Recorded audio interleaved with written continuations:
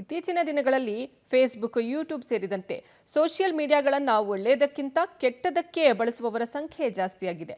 ಕೆಲ ದಿನಗಳ ಹಿಂದೆ ಅರ್ಚಕರಿಗೆ ಪುರೋಹಿತ ವೃತ್ತಿಗೆ ಕೆಲವರು ಅವಹೇಳನ ಮಾಡಿದ್ದು ಅರ್ಚಕರ ಕೆಂಗಣ್ಣಿಗೆ ಗುರಿಯಾಗಿದೆ. ಇದರ ಡೀಟೇಲ್ಸ್ ಇಲ್ಲಿದೆ. ಸೋಷಿಯಲ್ ಮೀಡಿಯಾದಲ್ಲಿ ಅರ್ಚಕರಿಗೆ ಅವಹೇಳನ, ಅಖಿಲ ಭಾರತ ಅಸಂಘಟಿತ ಪುರೋಹಿತ ಫೆಡರೇಷನ್ ಖಂಡನೆ, ಅವಮಾನ ಮಾಡಿದವರ ವಿರುದ್ಧ ಕಠಿಣ ಕ್ರಮಕ್ಕೆ ಆಗ್ರಹ. ದೇವರ ಸೇವೆಗೆ ಇಡೀ ಬದುಕನ್ನ ಮುಡುಪಾಗಿ ಇಡೋರು ಅರ್ಚಕರು.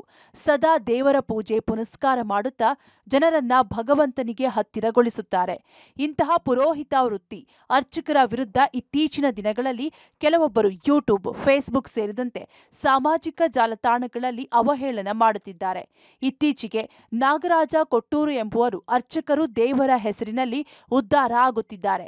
ಹೀಗೆ ಪುರೋಹಿತ್ಯ ವೃತ್ತಿ ಬಗ್ಗೆ ಅವಹೇಳನಕಾರಿ ಹೇಳಿಕೆ ನೀಡಿ ವಿಡಿಯೋ ಅಪ್ಲೋಡ್ ಮಾಡಿದ್ದಾರೆ. ಈ ವಿಡಿಯೋಗೆ ಅಖಿಲ ಭಾರತ ಅಸಂಘಟಿತ ಪುರೋಹಿತ ಕಾರ್ಮಿಕರ ಫೆಡರೇಷನ್ ಖಂಡಿಸಿದೆ. ಇವರು ಬೇಷರತ್ತು ಕ್ಷಮೆ ಕೇಳಿ ವಿಡಿಯೋ ಡಿಲೀಟ್ ಮಾಡುವಂತೆ ಆಗ್ರಹಿಸಿದ್ದಾರೆ.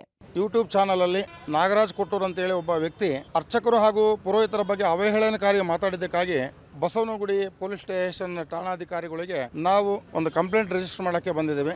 ಹಾಗಾಗಿ ಕಂಪ್ಲೇಂಟ್ ರಿಜಿಸ್ಟರ್ ಮಾಡೋ ಉದ್ದೇಶ ಯೂಟ್ಯೂಬ್ನಲ್ಲಿ ಅರ್ಚಕರಿಗಿರ್ಬೋದು, ಪುರೋಹಿತರಿರ್ಬೋದು, ಸನಾತನ ಧರ್ಮದ ಬಗ್ಗೆ ಇರುವುದು ಅವಹೇಳನಕಾರಿಯಾಗಿ ಮಾತಾಡಿರೋದನ್ನು ಖಂಡಿಸಿ ಮುಂದಿನ ದಿನಗಳಲ್ಲಿ ಹೋರಾಟ ಮಾಡಬೇಕಂತ ತೀರ್ಮಾನ ಮಾಡಿದ್ದೇವೆ. ಅರ್ಚಕರು ಹಾಗೆ ಪುರೋಹಿತರುಗಳಿಗೆ ಯಾವುದೇ ತರವಾಗಿ ಅವಹೇಳನಕಾರಿ ಮಾಡ್ತಕ್ಕಂಥ ವಿಚಾರ ಇರ್ಬೋದು ಅಥವಾ ಸನಾತನ ಧರ್ಮ ಬಗ್ಗೆ ಅವಹೇಳನಕಾರಿ ಮಾಡ್ತಕ್ಕಂಥದ್ದು ಇರ್ಬೋದು ಅಂದ್ರೆ ಮಾಡೋ ತರ ಅಂದ್ರೆ ಇನ್ನೊಮ್ಮೆ ಈ ತರ ಯೂಟ್ಯೂಬ್ ಚಾನಲ್ಗಳು ಬಿಡಲಾರದೆ ಪೊಲೀಸರುಗಳು ಕ್ರಮ ವಹಿಸಬೇಕಂತ ಈ ಮೂಲಕ ಕೋರ್ತಾ ಇದ್ದೀವಿ. ಕೇವಲ ಇದೊಂದೇ ವಿಡಿಯೋವಲ್ಲ, ಅರ್ಚಕರು ಹಾಗೂ ಪುರೋಹಿತರ ಕೆಲಸದ ಬಗ್ಗೆ ಅವಹೇಳನಕಾರಿಯಾಗಿ ಮಾತನಾಡುವವರ ವಿರುದ್ಧ ಕಠಿಣ ಕಾನೂನು ಕ್ರಮ ಕೈಗೊಳ್ಳಬೇಕು.